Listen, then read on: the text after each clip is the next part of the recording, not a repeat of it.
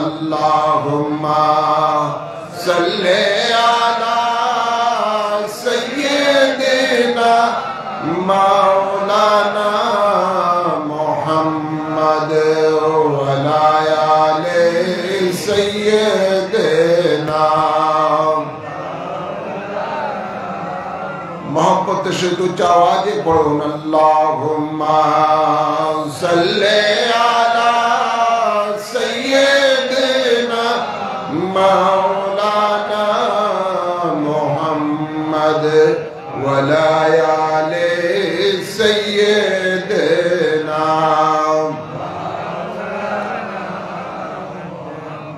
निये जाओ गो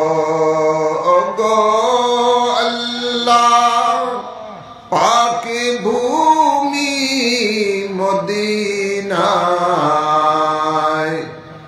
प्राण भरिया करब सालाम देखे नबीर रवाजा। अल्लाहुम्मा सल्ले अला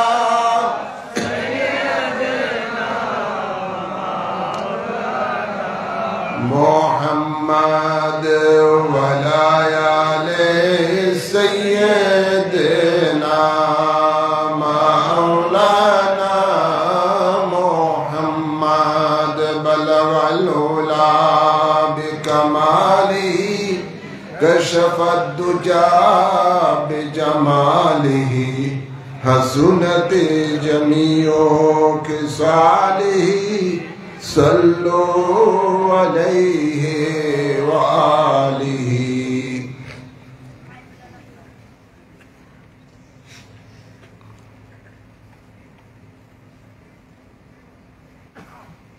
हनफी मज़हब इमाम हजरत इमाम अबू हनीफा रहमतुल्लाह अलैहि स्मरणे 45तम पवित्र उर्स इमाम आजम রাদিয়াল্লাহু তাআলা আনহু এর মাঝে আগত সম্মানিত উলামায়ে কেরাম, সম্মানিত মুরব্বিয়ানে জাম ও আমার তরুণ যুবক বাবারা, পর্দার আড়ালে মা ও বোনেরা, আসসালামু আলাইকুম ওয়া রাহমাতুল্লাহি ওয়া বারাকাতুহু।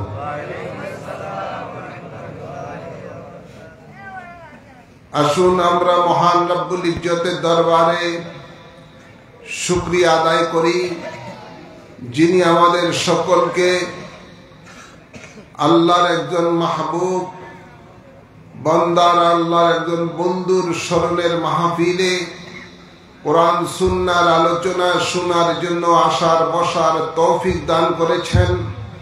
এই জন্য সকলে শুকরিয়া দান করি আলহামদুলিল্লাহ।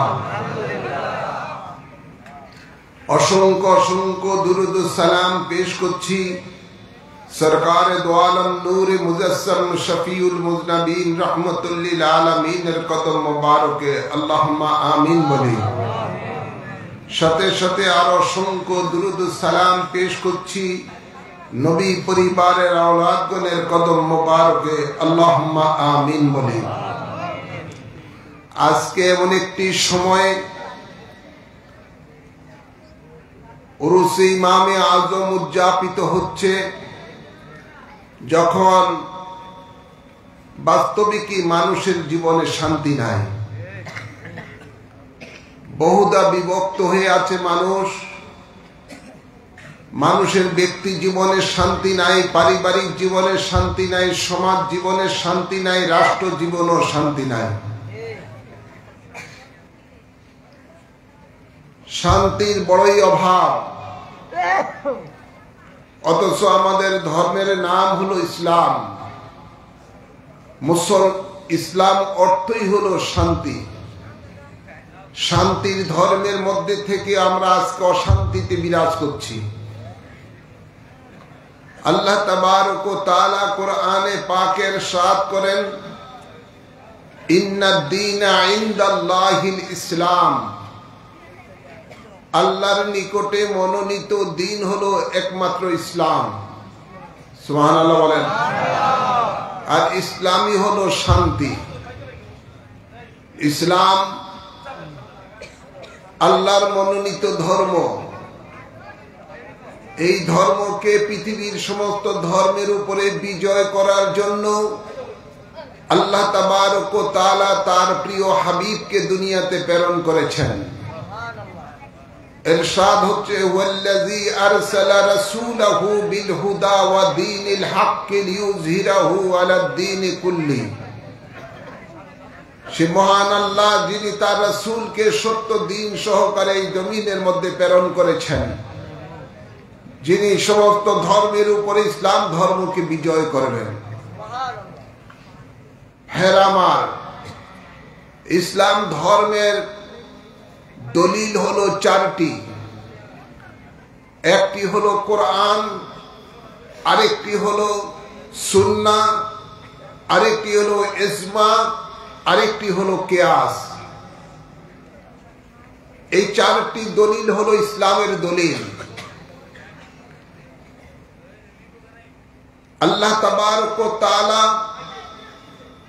মানব জাতির জন্য এই ইসলামকে পরিপূর্ণ করে দিয়েছেন। ইরশাদ হচ্ছে আল ইয়াউমা আকমালতু লাকুম দীনাকুম ওয়া আতমামতু আলাইকুম নি'মাতি ওয়া রাদিতু লাকুমুল ইসলাম দীনা। সুবহানাল্লাহ বলেন না? আল্লাহ বলেন আজ আমি তোমাদের জন্য দ্বীনকে কমপ্লিট করে দিলাম, ইসলামকে পরিপূর্ণ করে দিলাম। তোমাদের জন্য ইসলামকে পরিপূর্ণ করে দিলাম, যে ইসলামের প্রতি, যে ধর্মের প্রতি আল্লাহর সন্তুষ্টি রয়েছে। সুবহানাল্লাহ বলেন।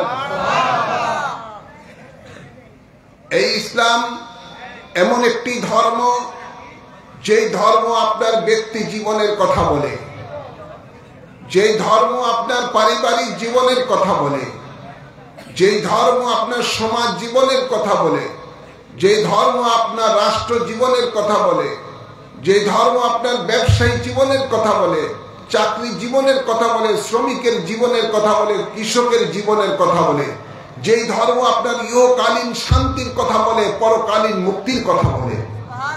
সুবহানাল্লাহ বলেন। কিন্তু দুঃখজনক হলো সত্য, আজ আমরা মুসলমান ইসলামের কিছু মানি, কিছু মানি না। অধিকাংশই আমরা ইসলামের বিধিবিধান মানি না, যার কারণে আমাদের জীবনে শান্তি নাই, না ব্যক্তি জীবনে, না পারিবারিক জীবনে, না সমাজ জীবনে, না রাষ্ট্র জীবনে। কোথায় আমাদের শান্তি নাই?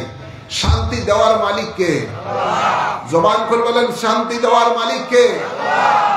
শান্তি দেওয়ার মালিক তো আল্লাহ, যিনি আমাদের হায়াতের মালিক, যিনি আমাদের মৌতের মালিক, যিনি আমাদের আপনার রিজিকের মালিক, যিনি কুল কায়নাতের মালিক। তিনি তো শান্তি দিবেন। তো তিনি বলতেছেন উদখুলু ফিস সিলমে কাফা। তিনি বলতেছেন ঈমানদারদেরকে যে তোমরা পরিপূর্ণ রূপে ইসলামে প্রবেশ করো। সুবহানাল্লাহ বলতেন না? তো আমরা তো পরিপূর্ণ রূপে ইসলামে প্রবেশ করছি না, শান্তি পাবো কোত্থেকে? আজ উদাহরণস্বরূপ বলতে হয়, পাশে আমাদের শীতলক্ষা নদী। এই নদীর তো যদি আমরা পাড়ি দিতে হয়, তাহলে একটি নৌকা বা যে কোনো একটি বাহনে উঠতে হবে, তাহলে আমাদেরকে যদি একটির মধ্যে উঠতে হবে। যদি দুইটির মধ্যে পাড়া দিয়ে আমরা পার হতে চাই, তাহলে এই নদীর মধ্যে ডুবে মরতে হবে। ঠিক না বাড়ি? আজ আমরা মুসলমান, আমাদের ধর্ম তো ইসলাম।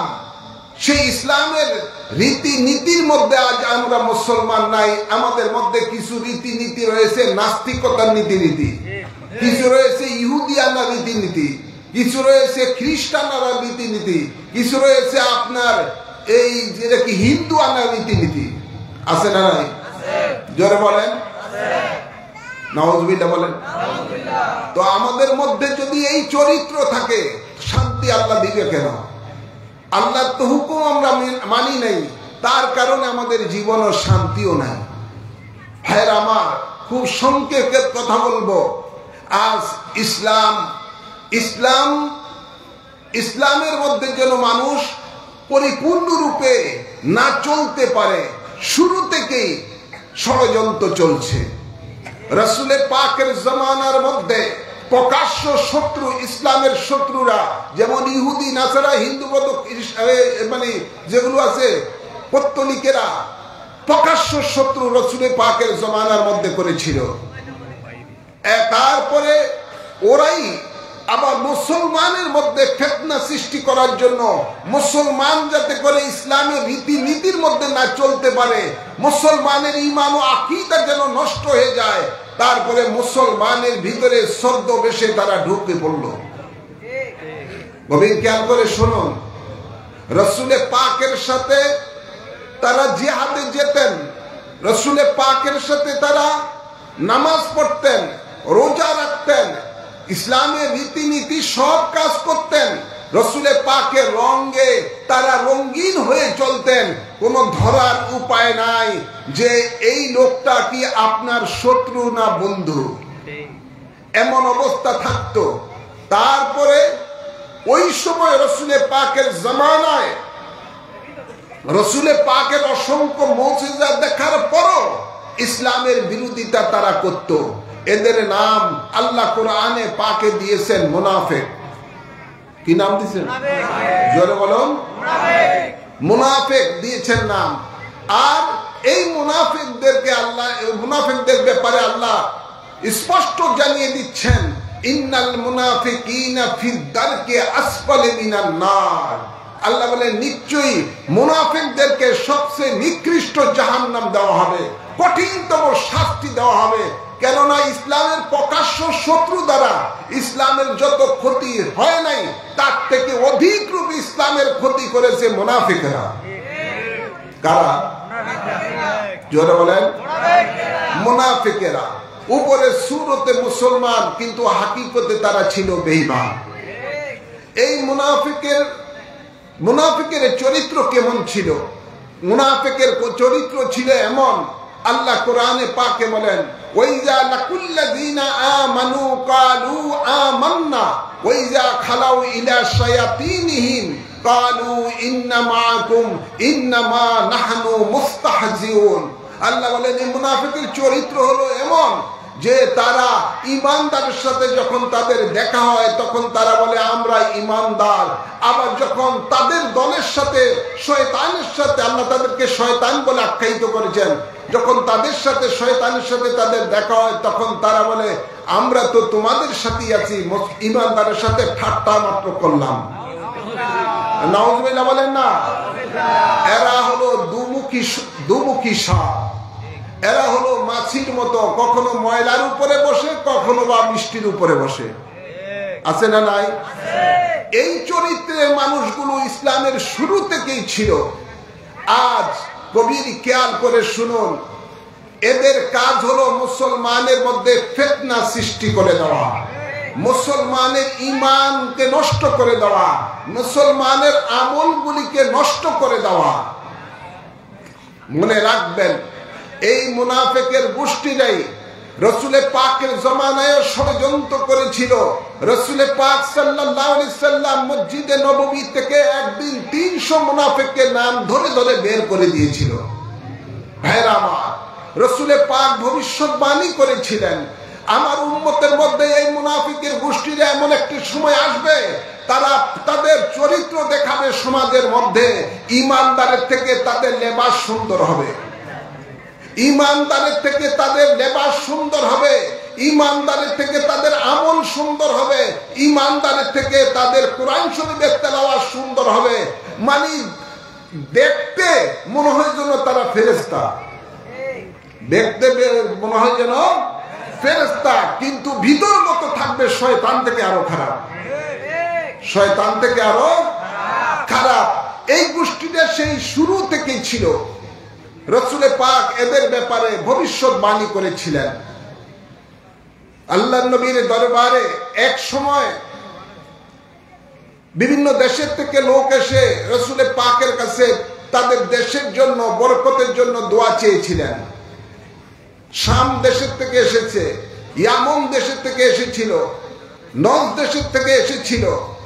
আল্লাহর নবীর কাছে বলেন, ইয়া রাসূলুল্লাহ, আমাদের দেশের জন্য আপনি দোয়া করুন। আল্লাহর নবী দোয়া করলেন, আল্লাহুম্মা বারিক লানা ফি শামিনা ওয়া ইয়ামিনা। নজদের মানুষেরা বললেন কালু নজদনা ইয়া রাসূলুল্লাহ, আমাদের নজদ দেশের জন্য দোয়া করুন।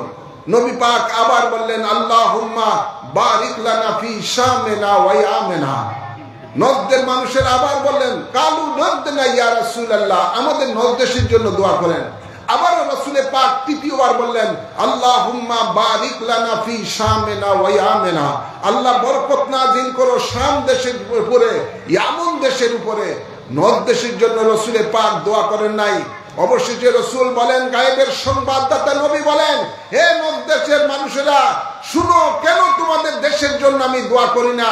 ওই দেশের থেকে বের হবে কারনুশ শয়তান, শয়তানের দল, শয়তানের শিং, যেটা আমার ইসলামের মধ্যে ভূমিকম্প সৃষ্টি করে দিবে। ভাইরা আমার, রাসূল পাকের এই ভবিষ্যৎবাণী 1200 বছর পরে জাতি দেখতে পেয়েছে। সেই দেশের মধ্যে এমন একটি লোকের জন্ম হলো যার নাম হলো মুহাম্মদ ইবনে আব্দুল ওয়াহাব।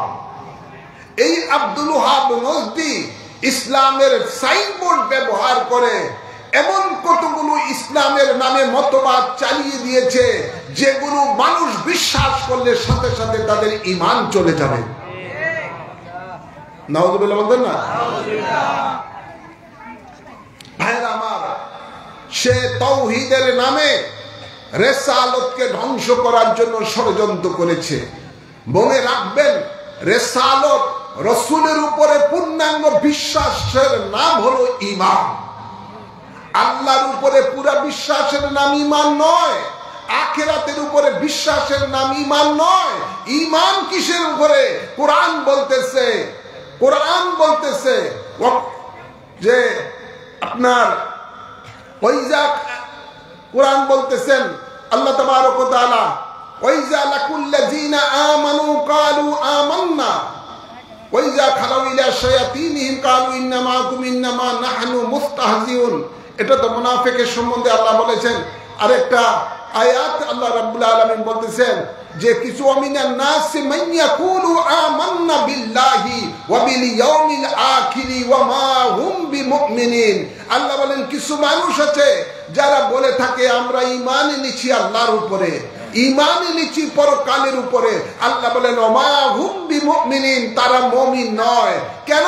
তাদের এই আল্লাহ মানার মাঝে নবীর মানা নাই, আখিরাত মানার মধ্যে নবীর মানা নাই। তো আল্লাহকে যদি জিজ্ঞাসা করেন আল্লাহ ঈমান কিসের মধ্যে, আল্লাহ তাবারক ওয়া তাআলা বলবেন, কোরআনে পাকে বলছেন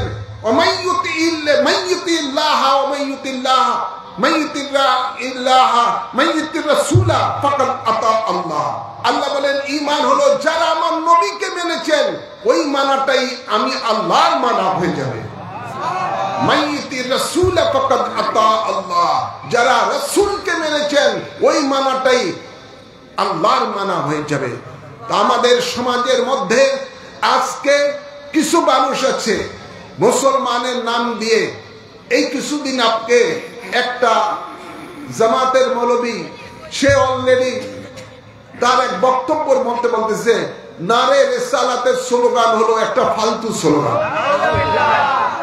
নাউযুবিল্লাহ বলেন না? নারে রিসালাত কি ফালতু স্লোগান? যেখানে আল্লাহ তাবারক ওয়া তাআলা রাসূলের স্লোগান দিচ্ছেন, মাইয়িতি রাসূল ফাকাদ আতা আল্লাহ। যেখানে কোরআনে পাকের যত জায়গায় আল্লাহ আতিউল্লাহর কথা বলেছেন, তত জায়গায় আল্লাহ আতিউর রাসূলের কথা বলেছেন। আল্লাহ তাবারক ওয়া তাআলা যেখানে বলেছেন আতিউল্লাহ, সাথে সাথে বলেছেন আতিউর রাসূল। আপনি দেখুন কলেমার মধ্যে রাসূলের পাকের স্লোগান আছে না নাই? জোরে বলেন আছে না নাই? আযানের মধ্যে রাসূলের পাকের স্লোগান, একামতের মধ্যে রাসূলের পাকের স্লোগান, নামাজের মধ্যে পর্যন্ত রাসূলের পাকের স্লোগান। আত্তাহিয়াতুর মধ্যে আমরা পড়ি কি পড়ি না? আসসালামু আলাইকা আইয়ুহান নাবিয়্যু ওয়া রাহমাতুল্লাহি ওয়া বারাকাতুহু। পড়ি কি পড়ি না? নবীকে নামাজের মধ্যে আমরা সালাম দেই, সেখানে রাসূলের পাকের স্লোগান। আর রাসূলের পাকের স্লোগানকে যদি কেউ মুসলমান নাম দিয়ে যদি বলে ফালতু স্লোগান, তাহলে সে বুঝতে হবে সে ইমানদার মুসলমান নয়, সে মুনাফিক। সে কি? জোরে বলুন, মুনাফিক। মুনাফিকের গায়ে জ্বলে যখন রসুলের পাকের স্লোগান তারা শুনে। ইমানদারের স্লোগানই হলো নারে রিসালাত, ইয়া জোরে বলুন না, ইয়া রাসূলুল্লাহ সাল্লাল্লাহু আলাইহি ওয়াসাল্লাম। ভাইরা আমার, এখন আসুন ইসলাম রীতিনীতি কিভাবে পালন করবেন, যেই যুগোপযোগী, যেটা সরাসরি কোরআনের মধ্যে নাই, পাওয়া যায় না এমন একটা ব্যবস্থা, তখন আপনাকে সেটাকে হাদিসে পাকের দিকে নজরে দিতে হবে। হাদিসে পাকের মধ্যে যদি ডাইরেক্ট এটারও কোনো সমাধান না পায়, তখনই আপনাকে ইজমার দিকে যেতে হবে। অর্থাৎ ইসলামের বিশিষ্ট বিশিষ্ট মুজতাহিদগণ বসে কোরআন ও সুন্নাহর আলোকে যে মতটা প্রকাশ করবেন, সেটাই হলো ইজমা এবং কিয়াস। ভাইয়েরা আমার, তো ইমাম আবু হানিফা রহমতুল্লাহ আলাইহি তিনি যে আমাদেরকে যে মতবাদটা দিয়েছেন, এই মতবাদটা ওনার কোনো মতবাদ নয়। ইমাম আবু হানিফা রহমতুল্লাহ আলাইহি তিনি ছিলেন তাবিঈন, ডাইরেক্ট নবীর থেকে যারা শিক্ষা নিয়েছেন সাহাবী, সাহাবীর থেকে যারা শিক্ষা নিয়েছেন তারা হলেন তাবিঈ। ইমাম আবু হানিফা রহমতুল্লাহ হলেন সেই তাবিঈনের মধ্যে অন্তর্ভুক্ত। সুবহানাল্লাহ বলেন না। ইসলাম যারা নবী পাক থেকে ডাইরেক্ট ইসলাম শিখেছেন, ওনারা হলেন সাহাবায়ে কেরাম। আর সাহাবায়ে কেরাম থেকে ইসলাম যারা শিক্ষা লাভ করেছেন তারা হলেন তাবিঈ। আর সেই তাবিঈনের মধ্যে অন্যতম তাবিঈ হলো হযরত ইমাম আবু হানিফা রহমতুল্লাহ আলাইহি। তো ইমাম আবু হানিফা রহমতুল্লাহ আলাইহি কোরআন সুন্নাহর আলোকে যেই যেই জিনিসের সমাধান, কিভাবে আপনি নামাজ পড়বেন, কিভাবে আপনি রোজা রাখবেন, কিভাবে আপনি যাকাত দিবেন, কিভাবে আপনি হজ করবেন, কিভাবে আপনার ব্যক্তি জীবন চলবে, পারিবারিক জীবন চলবে, সমাজ জীবন চলবে, রাষ্ট্র জীবন চলবে, ব্যবসায়ী জীবন চলবে, চাকরি জীবন চলবে, অর্থাৎ একটা মানুষের জন্ম থেকে মৃত্যু পর্যন্ত কিভাবে আপনার জীবনটা ইসলামের মধ্যে সঠিকভাবে চালাবেন, কোরআন সুন্নাহর আলোকে তিনি যে দিক নির্দেশনা দিয়েছেন, সেটার নামই হলো মাযহাব। সুবহানাল্লাহ বলবেন না? সেটার নাম কি? মাযহাব। গভীর খেয়াল করে শুনেন, আল্লাহ তাবারক ওয়া তাআলা ইরশাদ করেন, আতিউল্লাহ ওয়া আতিউর রাসূলা ওয়া উলিল আমরি মিনকুম, তোমরা তাবেদারি করো আল্লাহর, তাবেদারি করো রাসূলের, তাবেদারি করো উলিল আমরের। আর এই উলিল আমরের মধ্যে হলেন মাযহাবের ইমাম আবু হানিফা রাহমাতুল্লাহ আলাইহি। সুবহানাল্লাহ বলেন না? আল্লাহ তাবারক ওয়া তাআলা কোরআনে পাকে ইরশাদ করেন, ইয়াউমা নাদউ কুল্লা উনাসিম বিইমামিহিম, আল্লাহ বলেন হাশরের ময়দানে আমি তোমাদেরকে তোমাদের ইমাম সহকারে ডাকবো। আমাদের মাযহাবের ইমাম আবু হানিফা রাহমাতুল্লাহ আলাইহি কিয়ামতের দিবসে আল্লাহ আমাদেরকে ডাকবেন, হে আবু হানিফা মাযহাবের অনুসারীগণ, তোমরা আমি আল্লাহর আদালতে আসো।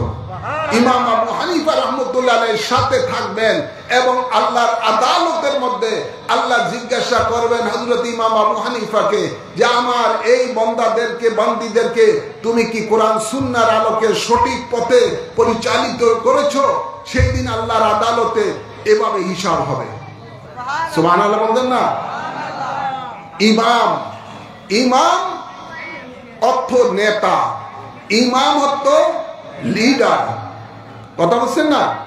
তো যেহেতু আপনি কোরআন সুন্নাহ সম্বন্ধে আপনার জ্ঞান নাই, কিভাবে কোরআনে যেমন এসেছে আকিমুস সালাত, ধরুন আকিমুস সালাত, নামাজ কায়েম করো, তো নামাজটা কিভাবে কায়েম করবেন, কিভাবে আপনি তাকবীরে তাহরিমা বাঁধবেন, তাকবীরে তাহরিমা বাঁধার পরে আপনি কি পড়বেন, কোথায় তাকবীরে তাহরিমা বেঁধে আপনি আপনার হাতটা কোথায় রাখবেন, বুকে রাখবেন, না এই নাভির উপরে রাখবেন, না নাভির নিচে রাখবেন, না নাভির এটা ডাইরেক্ট তো কোরআনে পাকে নাই, কিভাবে আপনি এটা রাখবেন? এটাই মযহাবের ইমামগণ আমাদেরকে শিক্ষা দিয়েছেন। কোন পদ্ধতিতে রাসূলে পাক রেখেছেন তুমি ওই পদ্ধতিতে রাখো, ওটারই সমাধান মযহাবের ইমামগণ মযহাবের মধ্যে দিয়েছেন। যেমন জোহরের নামাজের ওয়াক্ত সূর্য কতটুকু হেললে জোহরের নামাজের ওয়াক্ত শুরু হবে এবং এটার সমাপ্ত হবে জোহরের ওয়াক্ত সময় কয়টা, ডাইরেক্ট তো এরকম কোরআনের মধ্যে নাই বা হাদিসের মধ্যে এরকম সরাসরি টুকু নাই। তাই কোরআন এবং হাদিসের আলোকে ইমাম আবু হানিফা রাহমাতুল্লাহ আলাইহি রিসার্চ করে বলেছেন এতটুকু সময়ের মধ্যে সূর্য এই ডাইরেক্ট মানে মাথার উপর উঠার পরে কতটুকু একটু পশ্চিম দিকে হিললে শুরু হবে নামাজের ওয়াক্ত, এবং সেটা কতটুকু পর্যন্ত সূর্যটা আপনার এই হিলার পরে জোহরের টাইম থাকবে, আসরের টাইম শুরু হবে। এই জিনিসটা মযহাবের ইমামগণ আমাদেরকে সমাধান দিয়ে গেছে। কথা বলছেন না ভাইয়েরা আমার? এভাবে অনেকগুলো মাসালা আমাদেরকে মযহাবের ইমামগণ আমাদেরকে সেটা শিক্ষা দান করে গেছেন। সেটা কখনো কোনো কোরআন এবং হাদিসের বিপরীত নয়, কোরআন সুন্নাহর আলোকেই তারা যুগ উপযোগী সমাধান দিয়ে গেছেন। এই যে আমরা এখন মাইকে ওয়াজ করতেছি, আপনারা শুনতেছেন, প্রজেক্টরের মাধ্যমে ওয়াজ মহিলারা দেখতেছে, এগুলো কি রাসূলে পাকের জমানায় ছিল? জোরে বলেন না, আওয়াজ করে বলেন। এগুলো রাসূলে পাকের জমানায় ছিল না। আমরা মসজিদে যাচ্ছি, মসজিদের মধ্যে রাসূলে পাকের জমানার মধ্যে তো খেজুর পাতার মসজিদ ছিল, সাল কথা বলছেন না? এরকম লাইট ছিল, ফ্যান ছিল, এসি ছিল, আওয়াজ করে বলেন না? এরকম টাইলস বিছানো আছে, এগুলো তো নাই, রাসূলে পাকের জমানায় ছিল না। তো এগুলো যে আপনি করতেছেন, ব্যবহার করতেছেন, কোন আইনে করতেছেন, কোন ভিত্তিতে করতেছেন, এটা আমাদের মযহাবী ইমামগণ সেটা আমাদেরকে জানিয়ে দিয়েছেন। এটা কি আপনারা জানার কথা আছে? এটা সাধারণ মানুষে জানবেন না। এরকম অনেক যুগ উপযোগী অনেক ঘটনা আছে যেগুলো, যেমন আমরা আজকে প্লেনে নামাজ পড়ি, ধরে বলেন না, পড়েন না?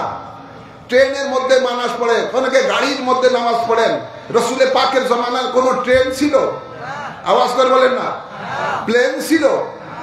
এগুলো ছিল না। বিভিন্ন ধরনের আমরা আমাদের যানবাহন ব্যবহার করি, এটি রাসূলে পাকের জমানায় ছিল না। অনেক এই জমানায় অনেক আসছে, কিন্তু আমরা সেগুলো ব্যবহার করি কোন ভিত্তিতে ব্যবহার করি, কোন আলোকে এটা জায়েজ, এটা মযহাবের ইমামগণ আমাদেরকে সে কোরআন হাদিসের আলোকেই জানিয়ে দিয়েছেন। তাই মযহাব মানা, আল্লাহর হাবিব বলেন ইত্তাবিউ সাওয়াদুল আযমে ফাইন্নাহু মান শাজ্জা শুজ্জা ফিন্নার। আল্লাহর হাবিব বলেন অধিকাংশ মুসলমানেরা যেই পথে মতে রয়েছেন তোমরা সেই পথে মতে চলো, এর বিপরীত যারা যাবে তারা জাহান্নামী।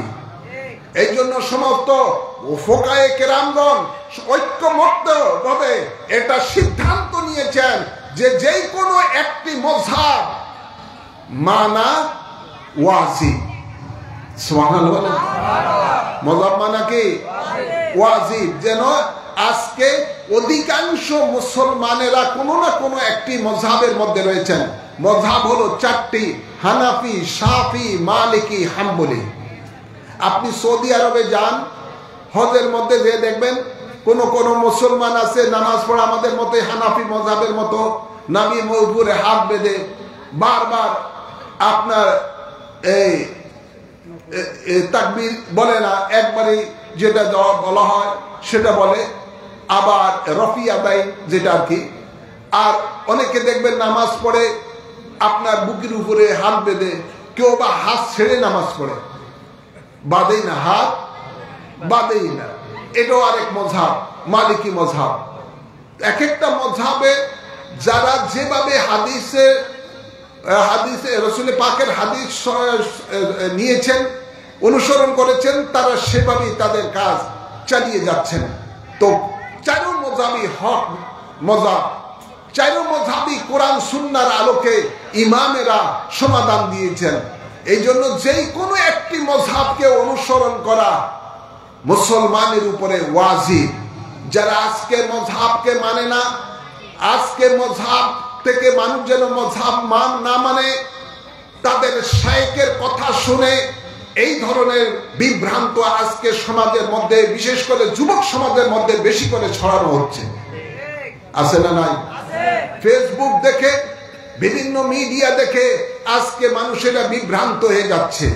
মধ্যপ্রাচ্যের মধ্যে অনেকে যায়, এই ধরনের এক গ্রুপ রয়েছে। প্রথমে তারা তাদেরকে দাবি করেছে তারা আহলে হাদিস, প্রথমে বলেছে তারা লামজাবি, তারা মজহাব মানে না, এই হলো তাদের পরিচয়। এরপরও নাম দিল আহলে হাদিস। এদের দেখলো এটাই তেমন একটা সুবিধা হয় না, এখন নতুন করে তারা নাম দিয়েছে সালাফি।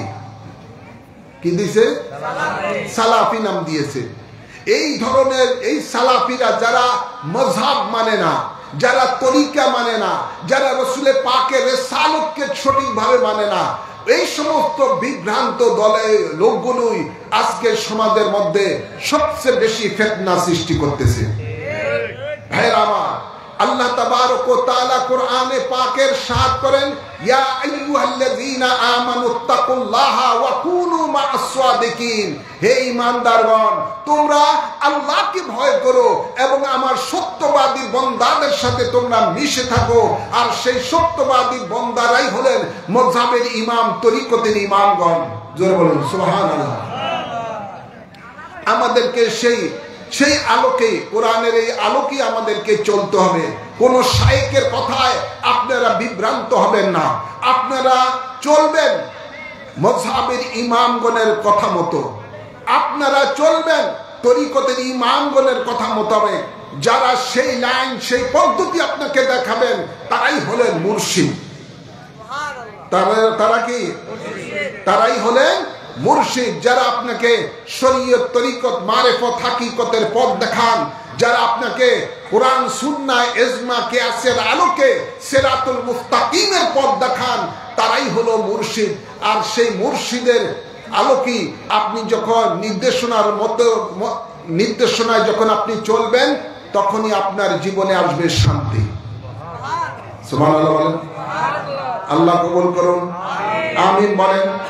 আমিন বলেন। আগে এই মুনাফিকের গোষ্ঠীর দল, আল্লাহ নবী বলেছেন ৭২ দল, এরা আগে মুসলমানের ইমানদারের ইমান চুরি করত। ইমান, জোরে বলেন না, ইমান চুরি করত, ইমান ডাকাতি করত। ইদানিং কালে এই গোষ্ঠীদের দ্বারা দেখা যায় তারা নতুন করে মানুষের মুরগি চুরি করা শুরু করেছে। জোরে বলেন। তারা দেখলাম কেউ বা দেখতেছি গরু চুরি করে, কেউ বা আপনার ছাগল চুরি করে। এক খবিশেরে দেখলাম তারা কোলবালিশ চুরি করে। জোরে বলে না। এই যেগুলো এই ওয়াহাবি সালাফি যেগুলো, আজকে তারা প্রকাশ্য মানুষের সম্পদ চুরি ডাকাতির মধ্যে তারা লেগে গেছে। দেখছেন ফেসবুকে, দেখছেন? জোরে বলেন। এগুলো জায়গায় জায়গায় মুসলমানের সম্পদ এভাবে লুট করে। মুর্শিদপুর, শেরপুরের যে ঘটনা আপনারা দেখেছেন, গরু চুরি করে, মোষ চুরি করে, করে মাছ চুরি করে, হাঁস চুরি করে, যা আছে ঘরের গিরির দরজা জানালা সব আছে চুরি করে, লগে লগে ফ্রিজের খানাও চুরি করে।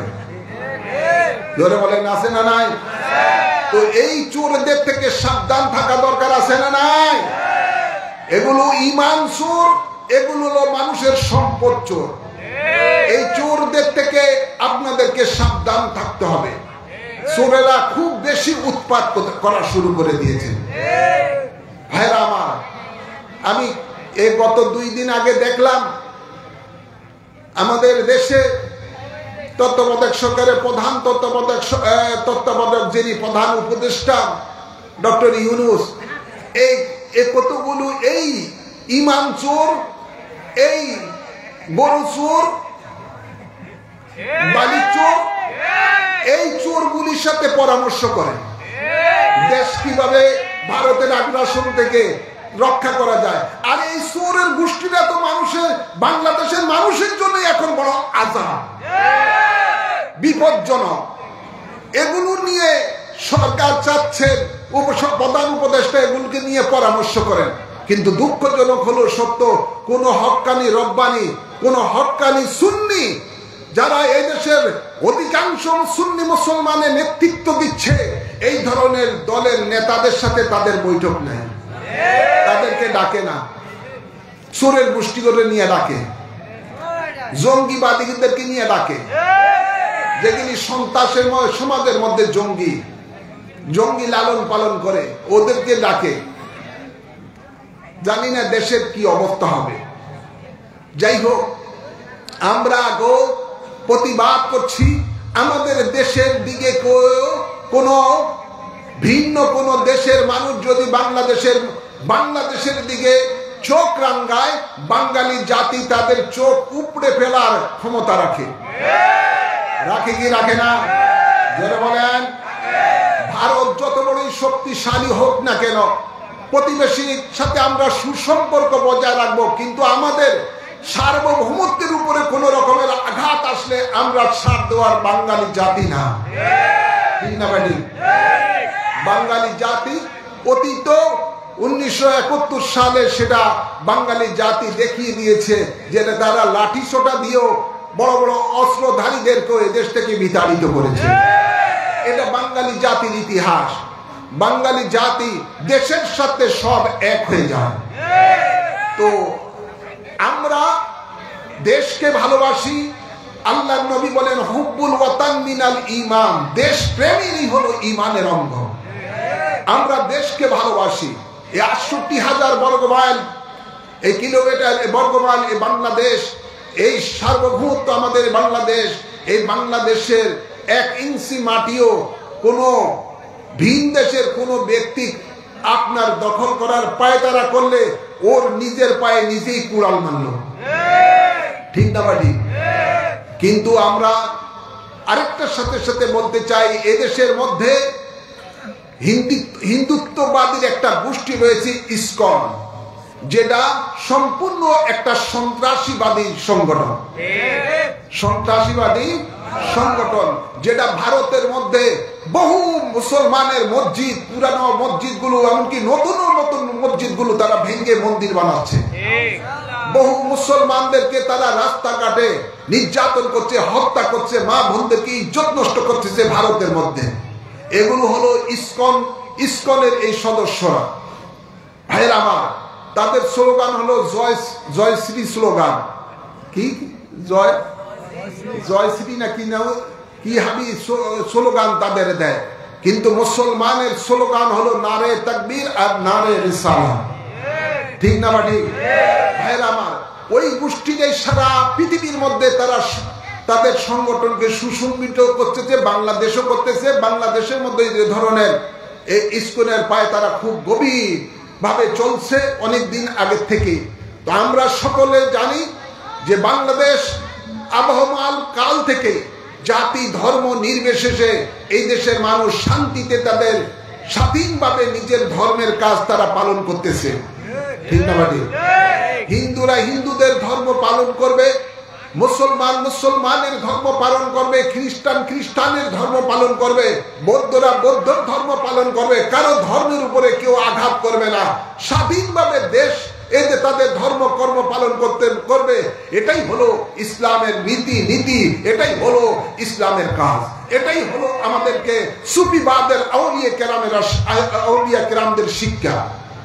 কিন্তু এই দেশকে অশান্তি সৃষ্টি করার জন্যই এই ইসকন জাতীয় একটা সন্ত্রাসী গোষ্ঠী কাজ করতেছে অনেক আগে থেকে। আমরা দাবি জানাচ্ছি আহলে সুন্নাত ওয়াল জামাতের পক্ষ থেকে অনেক আগে থেকেই এই সন্ত্রাসী গোষ্ঠীকে বাংলাদেশে নিষিদ্ধ ঘোষণা করা হোক। কিন্তু ইসকন যেরকম মুসলমানের জন্য, এদেশের মানুষের জন্য একটা ভয়ঙ্কর একটা সংগঠন, ইসকন যেমন নাকি মুসলমানের একটা ইসলামের দুশ্মন, মুসলমানের দুশ্মন, ঠিক এমনি ভাবে এদেশের মধ্যে মুসলমানের লেবাস আসলে সালাফি ওয়াহাবিরা, জঙ্গিরা, এরা হলো ইসলামের জন্য বড় ভয়ঙ্কর। এদেরও আমরা নিষিদ্ধ ঘোষণা চাই, ঠিক না বাড়ি? আপনারা জানেন গত 5ই আগস্ট বিভিন্ন জেলখানা থেকে, বিশেষ করে নরসিংদী থেকে আরো বিভিন্ন জায়গা থেকে প্রায় 700, পত্রিকা পাওয়া যায়, প্রায় 700 জঙ্গি বের হয়ে গেছে। কত? কয়েক হাজার বের হয়েছে। এর মধ্যে এখনো 700, তাদের হিসাবে 700 মানে ওয়ান্টেড জঙ্গি, যেগুলো জঙ্গিবাদের সাথে সম্পৃক্ত। তো আনসারুল্লাহ বাংলা টিম, আরো কি কি আছে না কতগুলো, এই বিভিন্ন ধরনের জঙ্গি সকল প্রায় 700 এখনো তারা পলাতক, জেল থেকে বার হয়েছে, তা করে ধরতে পারে নাই। এবং হাজার হাজার অস্ত্র থানা, বিভিন্ন থানার থেকে লুটপাট হয়েছে, নরসিংদী জেলের থেকে হয়েছে, এগুলো এই জঙ্গিদের হাতে চলে গেছে। তাই আজকে বাংলাদেশের জন্য অত্যন্ত অত্যন্ত ঝুঁকিপূর্ণ হলো এই জঙ্গি গোষ্ঠী। তা আমরা সরকারকে, আমি নিজেও বহু আগে থেকে জোর দাবি জানাচ্ছি যে এই সমস্ত জঙ্গিদেরকে চিরুনি অভিযান দিয়ে তাদেরকে ধরা হোক, এবং যে সমস্ত অস্ত্রগুলো লুটপাট করা হয়েছে থানা থেকে, জেলখানা থেকে, এগুলোকে যেন পুনরুদ্ধারণ করা হোক। কিন্তু এগুলো করা হয় নাই। করবে কিভাবে? আসলে এখন তো এরা এমন একটা অবস্থায় আছে যে এদের ধরা ছোঁয়ার বাইরে, যার কারণে আপনারা দেখেন অনেক সময় দেখা যায় এদের হুমকি ধুমকি শুনলে মনে হয় যেন এই দেশের মধ্যে ওরাই মা বাপ, ওরাই মা বাপ।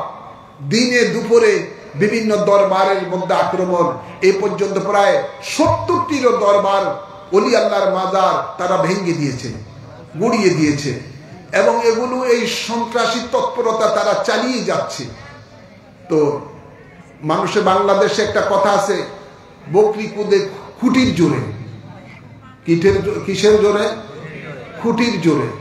যেগুলো বলেছে স্পষ্ট গত 2-3 বছর আগে, যেমন নাকি মামুনুল হক বলেছিল, ইউটিউবে আপনি দেখবেন যে এই দেশে যত মাজার আসে সব গুড়িয়ে দাও। দেখছেন আপনারা? দেখছেন না? তো এরা এখন ওই তাদের নেতার নির্দেশই পালন করতেছে। তো এটা তো হওয়া যায় না। এই দেশ কারো বাপদাদার দেশ না, এই দেশ কোনো জঙ্গিবাদীদের দেশ না। এ দেশ হলো বাবা শাহজালালের দেশ, এ দেশ হলো শাহপরানের দেশ, এ দেশ হলো 360 আউলিয়ে কেরামের দেশ, ঠিক না? মানে এ দেশ হলো আল্লাহর ওলিদের দেশ। এ দেশের মধ্যে আল্লাহর ওলিরা আমাদেরকে যে শান্তির ইসলাম দিয়েছেন, এই ইসলামের মধ্যে আমরা যুগ যুগ নয়, শত শত বছর ধরে আমরা শান্তিতে বসবাস করতেছি। এটাকে কেউ যদি অশান্তি সৃষ্টি করতে চায়, তাদের বিরুদ্ধে রুখে দাঁড়ানো দরকার আছে না নাই? হাত তুলে দেখান, দাঁড়ানো দরকার আছে না নাই? নবী ওলির দুশমনেরা, নবী ওলির দুশমনেরা, ওয়াহাবিবাদ, সালাফিবাদ ধ্বংস হোক, নিপাত যাক, স্লোগান হতে পারেন না, বুঝেন না? আমি সেই কত, আমার মনে হয় 50 বছর আগে স্লোগান দিচ্ছি ঢাকা আলিয়া মাদ্রাসার মধ্যে। আপনাদের থেকে তো আরো জোরে স্লোগান দিচ্ছি।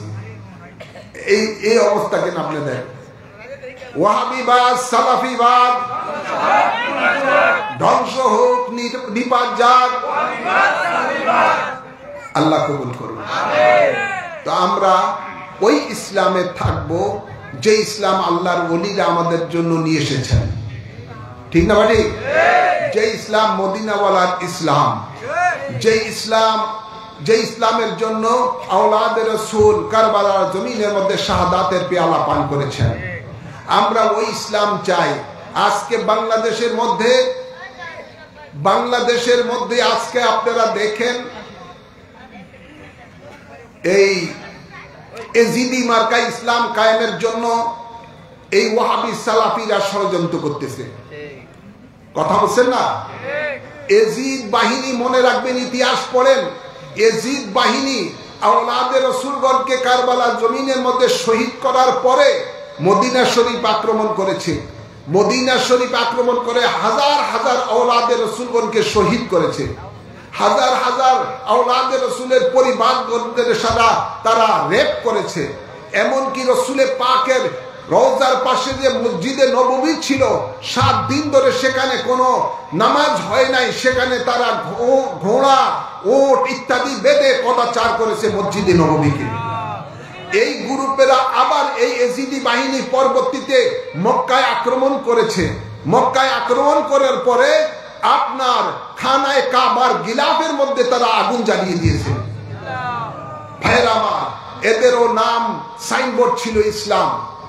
এই এজিদি বাহিনীর গোষ্ঠীর অনুসারী বাংলাদেশের মধ্যে রয়েছে, যারা আপনারা দেখেন ইদানিং কালে তারা সেই মকসুদপুর মসজিদের মধ্যে যায়, মুর্শিদপুর মসজিদের মধ্যে যায় আগুন জ্বালিয়ে দিয়েছে। মেহরাবের মধ্যে যেটাতে দাঁড়িয়ে ইমাম সাহেব খুতবা দেয় সে মেহরাব পর্যন্ত জ্বালিয়ে দিয়েছে। এবং ইদানিং কালে আমরা দেখতে পাই মসজিদ বাইতুল মোকাররমে এই গ্রুপেরা নিজেরা মারামারি করে, জুতা মারামারি করে মসজিদকে অপবিত্র করে। আছে না নাই? জোরে বলেন।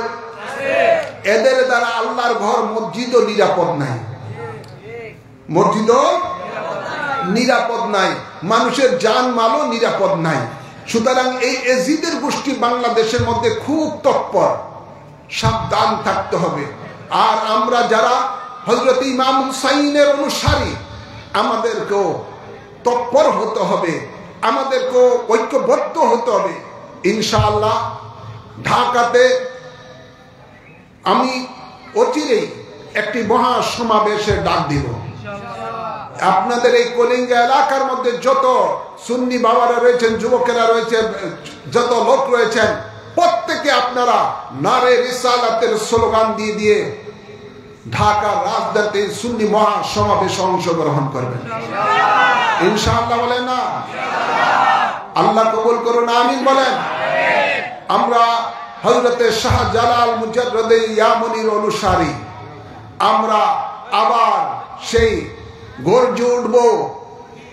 স্লোগান আছে না, কারবালার হাতিয়ার গর্জে উঠুক, জোরে বলেন না, কারবালার হাতিয়ার গর্জে উঠুক আরেকবার। আল্লাহ কবুল করুন।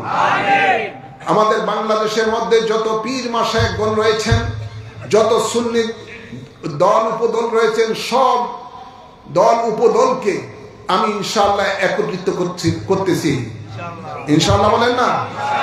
সকল পীর মাশায়েখদেরকে ঐক্যবদ্ধ করে 1 লাখ প্রমাণ ইনশাআল্লাহ আনতেছি। আল্লাহ কবুল করুন। এই মর্মে কাজ চলছে। আগামী 9 তারিখে ঢাকায় ইনশাআল্লাহ আমার চূড়ান্ত একটা মিটিং হবে, এরপরে ঘোষণা হবে আমাদের পরবর্তী কাউন্সিল এবং মহাসমাবেশের তারিখ ইনশাআল্লাহ। বলেন, আমরা বাংলাদেশের মধ্যে দেখিয়ে দিব এজিদ বাহিনীদেরকে যে এই দেশে হুসাইনি বাহিনী আছে। ঠিক না বাড়ি? হুসাইনি বাহিনী আছে। এরা ইসলামের জন্য, সুন্নিয়তের জন্য তারা জান মাল কোরবান করে দিতে দ্বিধাবোধ করবে না। এরা বাংলাদেশের অখণ্ড রক্ষা করার জন্য জান মাল কোরবান করে দ্বিধাবোধ করবে না ইনশাআল্লাহ। তো আমার আজকের মূল বক্তব্য হলো এটাই যে ইন্না দীনা ইনদাল্লাহিল ইসলাম। আল্লাহ বলেন আমার নিকটে মনোনীত দিন হলো ইসলাম। আর আমরা ওই ইসলামই চাই যে ইসলামের জন্য আওলাদে রাসূল কারবালা জমিনে শাহাদাতের পেয়ালা পান করেছেন। আমরা ওই ইসলামে থাকতে চাই যে ইসলামের রূপরেখা আমাদেরকে হযরত ইমাম আবু হানিফা রাহমাতুল্লাহ আলাইহি দিয়ে গেছেন। ঠিক না ঠিক? আল্লাহ কবুল করুন, আমিন বলেন। সকলে দাঁড়িয়ে নবীকে সালাম দেন, ইয়া নবী